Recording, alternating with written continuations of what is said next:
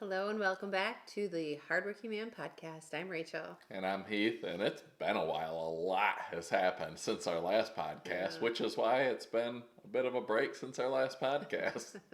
We always struggle with finding the time to sit down and make it happen. And I mean, even now, like I don't have any makeup on, my hair's not done, so It doesn't matter. You don't need. She's like I always said- blown away when she goes out of the house. She's like, oh my gosh, like these guys were checking me out and I don't even have makeup on. Like, Rachel, you don't need makeup. Like, you are more beautiful than most women who have makeup when you don't have makeup. She's naturally beautiful. But she doesn't believe me because I'm her husband. He only ever tells me I look cute when I have full hair and makeup done. No, I tell you pretty much every day. You just put on makeup pretty much every day. I do not actually put on makeup every day. And a lot of times when you don't put on makeup, you also don't put on, I guess, clothing that would make me be like, and take notice. It's the big sweats, which are comfy. But even in those, like cream colored sweats, like I tell you all the time, you look good in those. Oh, the ones you called my bougie sweats? Yeah, they look fancy. They're like fancy sweatpants, man. It's a sweatsuit. It's fancy. Mine are gray. I got gray sweats. She has these bougie sweats. They're look soft and expensive. They are, and they're like the brand is called Comfort, and they're like weighted, so it's like a little heavier of a material. It's supposed to be like a comforting thing. We all know women always want to be heavier, so now there's finally a sweatsuit that can help. It's just thicker, so it's like supposed to feel, like how they make weighted blankets. So it's supposed to. You had a weighted blanket. You hated it. I couldn't sleep with it, but like if you're sitting on the couch, it's supposed to bring like comfort. It's kind of like when my dogs come and sit on my lap on the couch, like that brings me. It is comforting to have that like weight on you. When I sit on your lap, you get mad and hit me. You crush me. So yeah, Oh, I saw them on TikTok shop. What, were you calling me fat earlier? No. Oh, why'd you say now? I didn't say you crushed me. Oh. I said you're calling me fat. Well, you make it so I can't breathe. I mean, come on, enough already. Leave me alone. I'm a bit heavy right now. We're coming into winter. I'm bulked up. Yeah, I think you're supposed to bulk up during the winter, not before. Oh yeah, wait till you see me in the spring. I'm gonna be huge.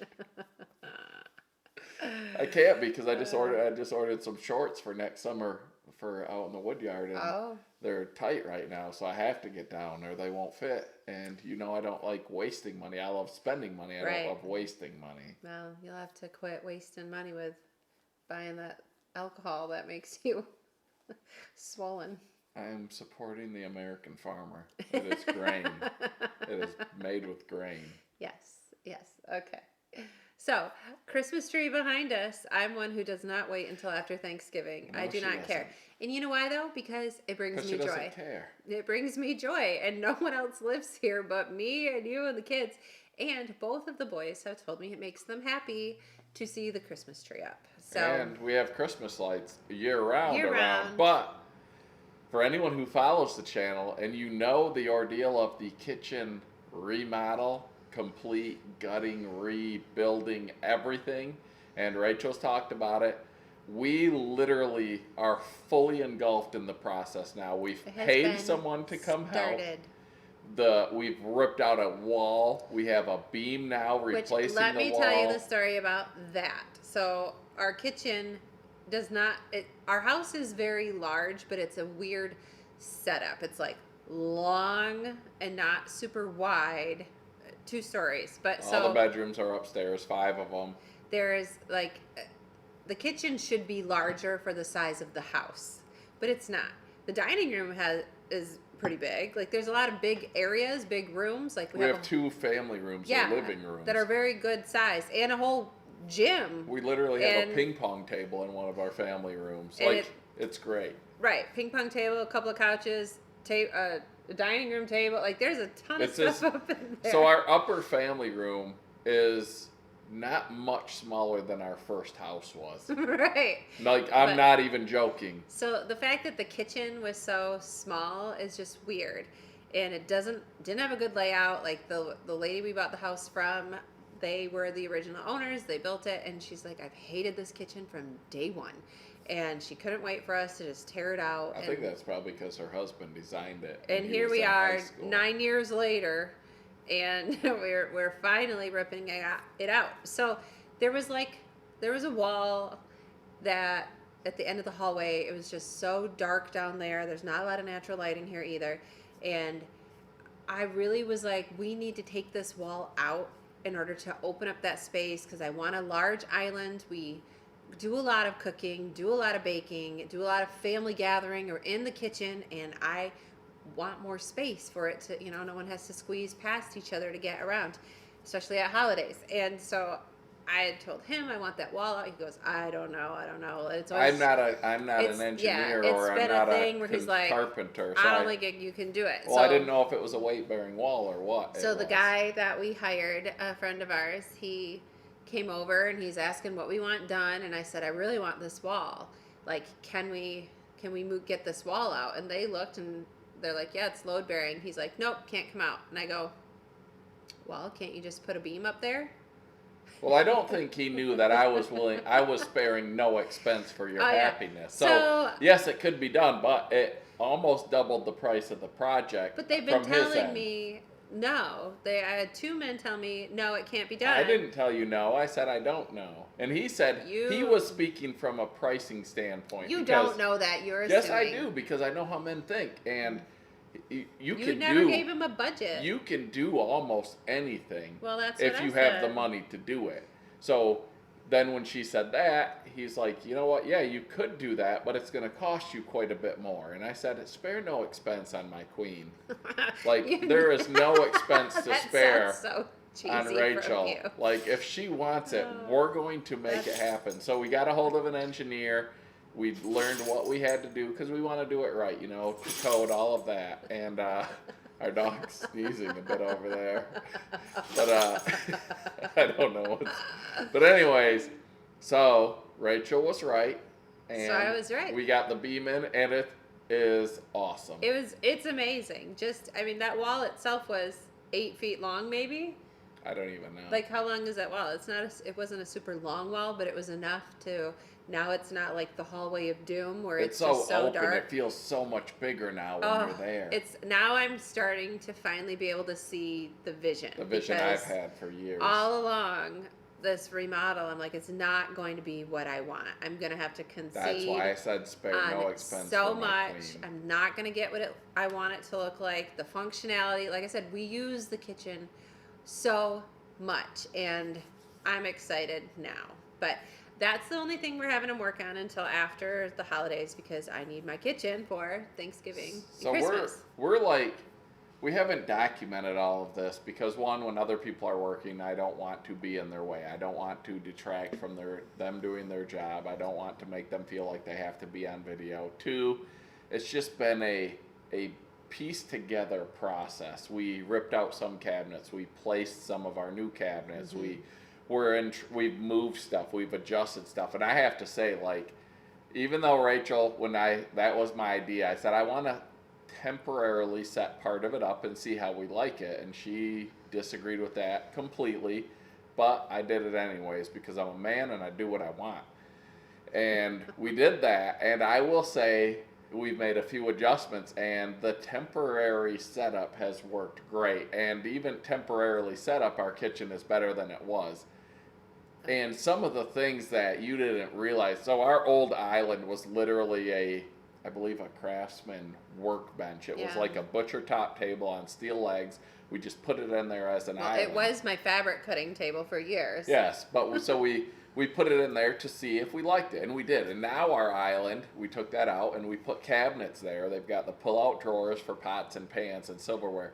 Like, the way it all lays out with the dishwasher, you literally, you can almost unload the dishwasher without moving. It is awesome. Which it wasn't like that before. It was not. You'd have to take the silverware, which is one of your highest piece count dishes, and carry it down to put it away. Now you literally, way at the end, you by turn itself. and It didn't place. make any sense. Like, it's just, I don't know how to explain it, but my vision was almost perfect through Rachel's eyes. So, that's nice. That's gonna be nice. And the fact that there's now, we were waiting for some money to come in, which we thought we had coming, and we got some of it. And that's what I was like, you know what? Because when I did it, I didn't want to do it. Okay, let's just settle, like she said, because that's how we do a lot of stuff. This is what we would really love, but this is what we can do right now. So we would just do it. And so it's been a long time coming. She's wanted to do it. We planned on doing it. We thought we would do it years ago. But now I think, even though she already told me I don't get bonus points for doing it because it took so long, I think it's going to be better in the end. Yeah, there's still a long ways to go. There's still a long ways to go.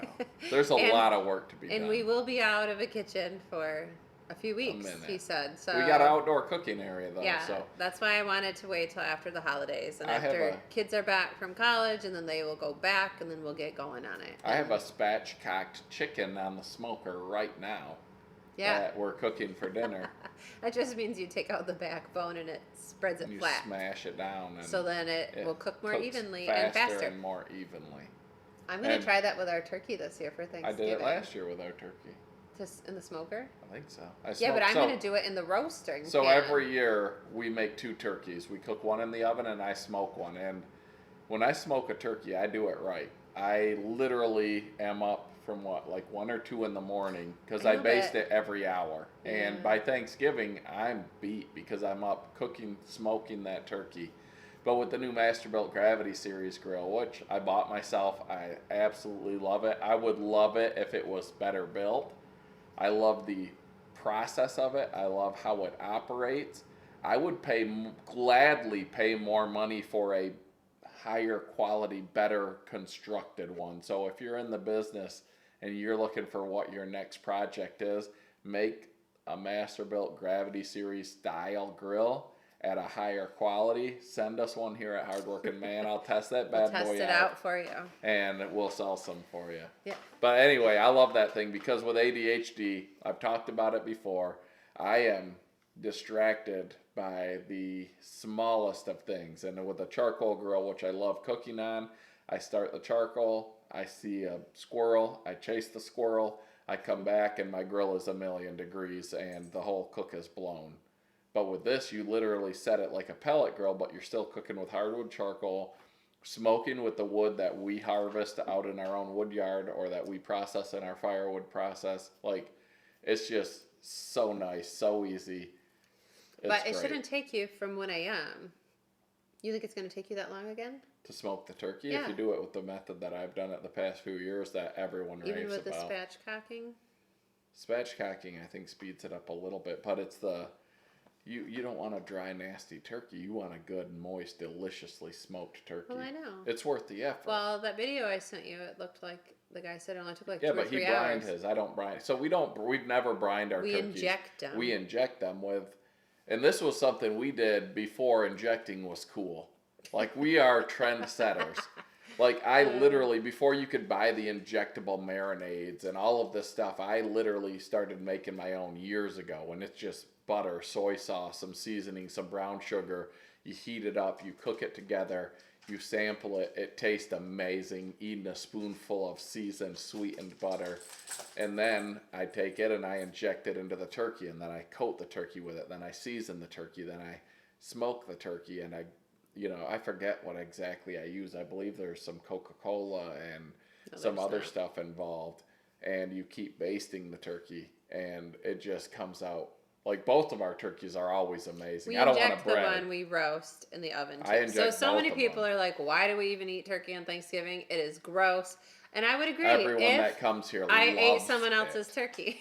loves it. It's never dry. Our turkey's never dry. It's always moist. very good. It is. Like, people that have been eating turkey for 50 years, they come and they eat our turkey, and they're like, oh my gosh, what have you done? It's really good. So that's definitely, like, I've been waiting. This is like Thanksgiving.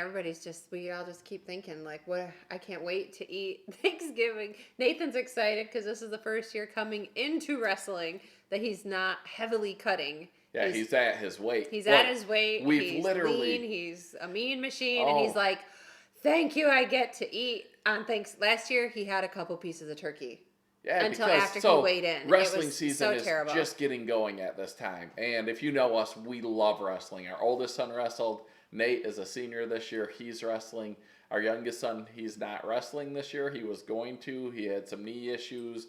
We don't know if he will wrestle in the future or if he's done with it. But we let our kids make their decisions. You have to do something, but you don't have to do what we want. We want him to wrestle because we love it. But it's up to him. But anyways, we've told our kids for years, we're not big on the cutting because you're growing. Your body needs the nutrition, all Your that. brain But needs the nutrition. as a junior and senior, and you want to start taking wrestling more serious, now you can cut, you can be lean. You do it healthily, you lose weight, you just be lean. And we always would tell our kids, come into season lean. And they would come into season not lean. Right. We're And then they would try to get lean in a month. And that Like, month no, it doesn't encompasses work. Thanksgiving. So then Thanksgiving's here. You're just about to your first wrestling meet of the year, and you got to make weight, and you don't get to enjoy Thanksgiving. Nate, our senior, came into this season just absolutely chiseled, lean, ready to go. In 8 years, 9, 10 years of wrestling, this is the first time one of our kids has come into I season know. I always, ready to go. I'm like, And listen. it's exciting. He's going to be an absolute monster this year. I'd be like, you have to weigh in. They do their alpha weigh-ins at, like, I don't know, November 15 or something. And I was like, you need to count back 12 weeks because that's a reasonable amount of time to get off whatever 5 to 10 pounds that you're holding. To healthily lose the weight. Because, I mean, obviously, if they're super lean naturally, there's not, like, Zach could not lose 10 pounds. No, You our know, youngest is he's too You lean. can see his spine through his stomach. So, like, I'm like, if you have the extra little bit of fluff to lose, then yeah, do it healthily. Give yourself at least 12 weeks. No one ever listens to me. They all think they have plenty of time, and the next thing you know, they're scrambling. So Nathan's beyond excited for Thanksgiving dinner, and He's going to get to eat it and still be at weight. still be good. He even last year I did not make his favorite pie because it would have been torture for him. And it's really I don't even do you like it? It's French silk pie, and Yeah. I don't like it. Peanut butter pie, I like my I think blueberry Nathan's the cream only pie one who loves it, and so and rhubarb crisp. I didn't. Oh, so but good. You rhubarb can't have is- rhubarb crisp because it's not in season. No. But I'm not talking about Thanksgiving. I'm just talking about life. You're just thinking about pies. Ha! Right. So I get to make, he's like, yes, I get to have my French silk pie this year. But I think pretty much he's the only one who'll eat it. But I am going to do apple cream pie, blueberry cream pie, peanut butter pie. So good. I don't even do a pumpkin pie anymore because nobody really cares about it. When there's so many good pies to choose from. Yeah. I know. I'm like, but it's tradition. But I don't know why do it. So we'll have 4. 4 pies for a I family make of so 6. much food. I bought 2 5-pound bags of potatoes today because we just had potatoes a couple nights ago, and that was a 5-pound bag. And I had eaten some. I had a few baked potatoes. yeah, but like En route to you making the mashed I potatoes. know, but that was and pretty I was much. like, where's all the potatoes at? Like, steak and potatoes, you got me. Yeah, so I'm like, that went away like one meal. So I'm gonna do 2, just for our family of 6. Well, leftovers are key from Leftovers, Thanksgiving. we So do like. we got a family of 6. It might be 5 because our oldest boy wants to go to my brother's house to deer hunt because he's got way more big deer this year to target. So a lot of times our oldest son will go there and spend Thanksgiving with his nephew, with his cousins, our nephews, and his uncle, and do some deer hunting, which I think is awesome because they're building memories. Like him and one of my nephews, they love hunting, and so they go together, and that's just something that's cool, I think. But so I don't know what his plan is, if he's going to be here for Thanksgiving or there or whatever. So for 5 or 6 people, we're cooking 2 big turkeys. We're cooking 10 pounds of potatoes. We're cooking 4 pies. We're cooking Well, we'll have everything. Megan's boyfriend will be here. So Right. that Oh yeah, because he says our food's way better than his family's food. yeah, well they come Which to you ours. can't. I mean, it is. We eat Thanksgiving at 1, and then they'll go to his family's at like later in the evening, and so they fill up. I don't Yeah. think his mom does dinner. They go to the extended family. But yeah, our Thanksgiving, like it's good. I don't want to brag, but it's good. And It's the really leftovers are what are amazing. And we really, out of all that food, we won't have many leftovers. No, Like, well, they'll that's be gone in a day or two. like I'll That's do it. like double of everything just so that we have leftovers to eat it for like even just 2 days, but it's still good. So usually my birthday is right around Thanksgiving, like the same exact week, 2 days apart. This year, Thanksgiving's a week later, so we went out for my birthday dinner and had what Heath says is the best meal of his life. At a restaurant, because we cook real good food at home. We went to Verona. It's a Italian restaurant. It's in Michigan on 23 Mile and Van Dyke, and it is in a hotel. And some friends of ours actually own it, but we went there with them the first time, and now we go back there constantly. For and special I had dinners because it's not a cheap it's not restaurant. cheap. It's very good. I had the pollo marsala or the chicken marsala, and it was probably the best restaurant meal I've ever had in my life. And I'm a steak and potatoes guy. That sauce was absolutely amazing. And it has mushrooms. You love mushrooms. I love mushrooms. I would drink a glass of that sauce. I would just drink it and let it run down my cheeks. Why would you? Picture that, ladies. That's awful. Yeah, there's never been anything that we've got that we have not liked. It's the wood-fired pizzas. We get 2 or 3 pizzas for an appetizer, and then they have the truffle fries, which are so good, but we didn't get them this time. No. I got the pollo marsala. I got the New York cheese cake. For I was dessert. Gonna say steak. No. Oh, For that dessert. I had a lemon curd and then the strawberries. Strawberry, Oh, it was so good. So good. They make they change their menu constantly, which they have is weekly, awesome. Weekly specials. But they had a dessert with like if you've ever had it, my mom makes this. It's like a vanilla ice cream and cornflakes and sugar crust. Yeah. And they had a dessert with the cornflakes, sugar, and they're like, "Oh my gosh, you got to try this." And we did, and it was so good. We'd just be like, "Hey, can you bring us an extra cup or 2 of that topping?" And it's what my mom would make. Just so good. Everything's good. The best part is reading the menu because it's like Italian stuff, and everyone's like, "What does this mean?" And so we wanted to order, I got the pollo marsala. I wanted to say, "I'll take the palo marsala," and then the fettuccine alfredo. One of our kids is like, "I'll take the feta sign," because we're just dumb like that. We like to have fun. To order it like that. But they would still figure it out, you know. But yeah, that's always a fun treat. That's always, everyone's like, "Oh, what are you gonna do?" And it's like, we're just gonna go out for dinner.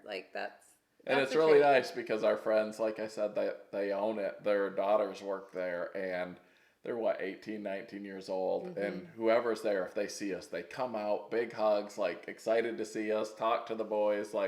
It's just a lot of fun. I don't know. It's a cool environment. But the food, we are food snobs. Not many restaurants meet our expectations. No, most of them are just adequate. And we you usually are leave not hungry anymore, but you're not. Yeah, we're I would come back, but we make better food at home. Right. I was actually going to do a wood-fired pizza cook-off with our friend because, and I'm at a huge disadvantage because he's legit Italian. He owns a lot of these restaurants and other stuff, but I was like, I can beat you in a pizza cook-off because I got that Masterbuilt Gravity Series. We got the pizza oven for it. We make our own crust. I use the special flour, all this stuff, and I'm like, we make some pretty good pizzas. He invited me to his restaurant. We went there the first time with them, got the pizzas. I am no longer interested in competing with him because I'm going to get dusted if I do. Well, yeah. He does have an advantage by having an actual legit big wood-fired pizza oven grill. And being Italian and having gone to Italy several times. That doesn't make you a good cook. I'm not going to battle him. Sorry, Joe. He's conceited. Wow. Wow, you backed down from a competition. If he wants to wrestle or fight or something, right. Let's go. Tennis. We'll have Nathan play tennis. Oh, yeah. Nate played him in tennis one year. We went over to their house, and Nate's like, I play tennis. And he's like, none of my family will play me. And he has his own tennis court. And Nate went out there and just destroyed him because Nate's a really good athlete and a really good tennis player. And in fact, he just played in the U.S. Open touch tennis. Touch tennis. It's And a worldwide competition. Literally, I was there people to watch. came from where? Australia, Serbia, like England. And he placed second in the U.S. Open doubles for touch tennis. Mm-hmm. Like, that's pretty cool. Yeah, there's money. The first place for singles won $5,000. So it's not like your U.S. Open for tennis, obviously. No, it's not like. But it's still pretty cool that it was live streamed on YouTube. Literally, people coming from other countries to compete, and he took second, which is in doubles. Well, and he didn't fare as well as in singles. They lost in doubles too. So number one in the country or in the world, number one in the world, number three in the world were doubles partners, and Nathan and his partner played them. And Nathan, his first match of the singles event was against the number 3 in the world, and he competed with him. Yeah, he's like, "Whoa, I did not expect that from you."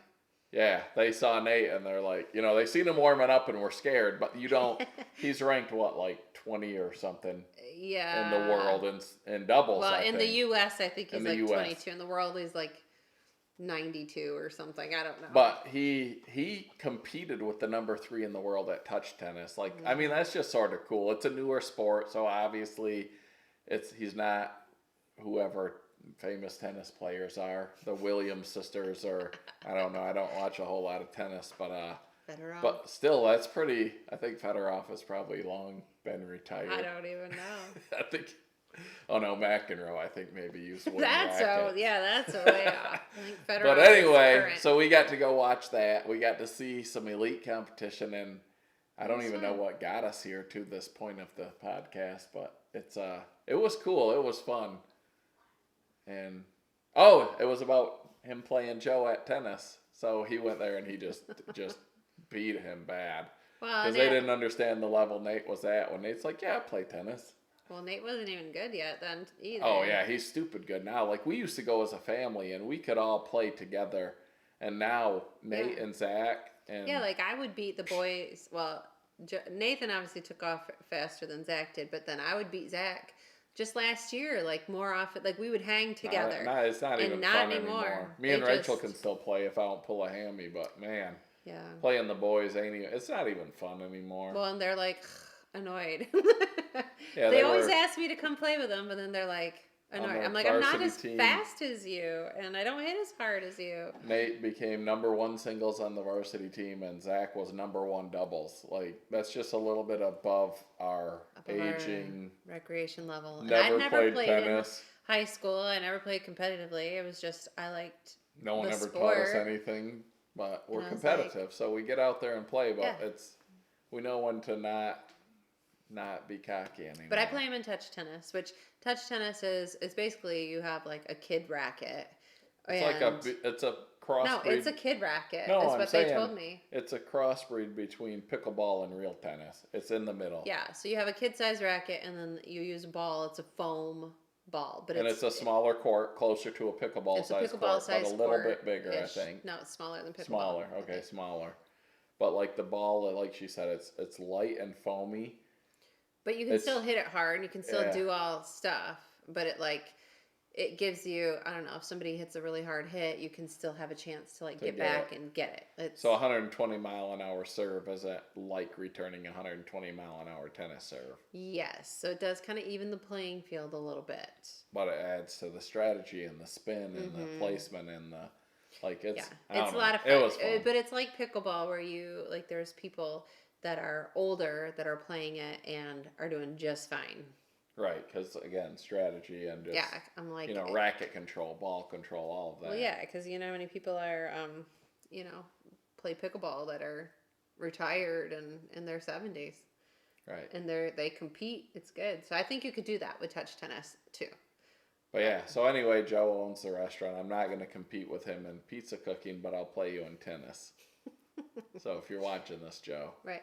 Well, and I feel bad because our Joe and Megan have never gone and ate at Verona yet. No, we were there, yes, because we go there, like we said, for any birthday. The kids are like, let's go to Verona. That's what they're... We go there. Sometimes when Rachel and I just go out, we're like, we're going to Verona because we want to go someplace good. We don't get a lot of opportunity to get away. Well, and they're around. I was like, they're not around for Nate's birthday because he's they're gone at college by his birthday, and then yours they're not around for either, but they are for Zach's. But I think we went out for like brunch. He wanted Yeah, brunch. he wanted brunch. He wanted candied waffles and whipped cream and fruit. And Yeah. so, and then we went to Top Golf. Like, we try to do something special on the birthdays. And like Rachel said, she just had her birthday. And I just had my her birthday. special was going to Verona. And Yesterday. yeah, we did it up. It was great. It was like so good. I Yes. don't rave about restaurant food much. That was so good. Yeah, no. So I had a good birthday, very uneventful, accumulating. I switched brokerages for real estate. So Yeah, that's which is a big, a lot of realtors over the years of their career, they'll switch brokerages from time to time because it's different pay scales. She's not grinding at real estate like she was in the beginning just because of life, like with the kids and with the YouTube and with everything. And the pay, I guess, platform that she was on just didn't make sense at the rate that she's currently working. And lo and behold, at tennis, one of our kids' friends who also played tennis, talking with his mom, and she was a broker that Rachel used to work with, and it just worked out for her to switch. So that has been a stressful. Yeah, I didn't But- sleep for like the last week. Because what Rachel does is Rachel has these conversations in her head. I'm not the only How one. things are going to go. No, I do constantly, but this is about you. This isn't about me.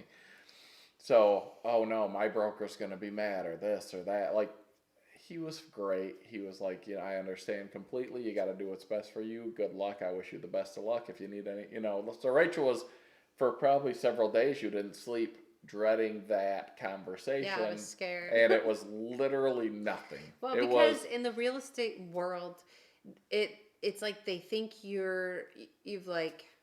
it's like getting a divorce, where it's like a very emotional and very, it is. and people like It's different treat than a you regular different job. when you leave, and they act like the people still at your Why brokerage. did you leave us? Why did you Yeah, abandon they think us? you've left them. Like it's. Why do you hate us? Like, I don't know. Like people have a very emotional response to people leaving, but really it's just business. It's like, why do I need to stay when I'm making way less money here when I could be making almost double the amount of money with a different broker just because of the compensation plan?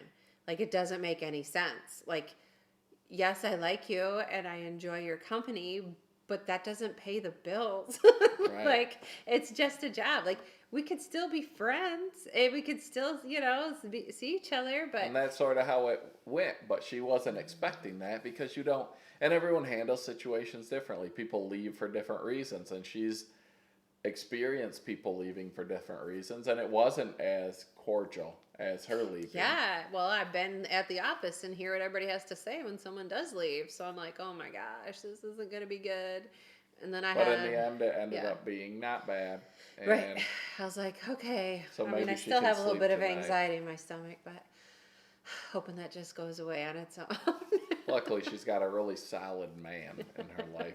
A great husband It's just, who's I there to don't- support her. I'm usually just very relaxed and very chill, and I don't let a lot get to me or worry, stress out. Like, I don't experience anxiety about things regularly. I'm like, I've whatever. trained her over the years. But it trained me to start to get anxiety, I think. So I was like, it was just not a fun I never knew thing. what anxiety was, and I never knew I had it until I learned that I have it, and I'm like, oh my gosh, I didn't do even have know it. you had it until you said that. But now it all makes sense. Now it makes sense. Because I can't sleep at night. I sleep for very few hours every night because my brain never stops, and I'm always thinking. And Yeah, that's your anxiety.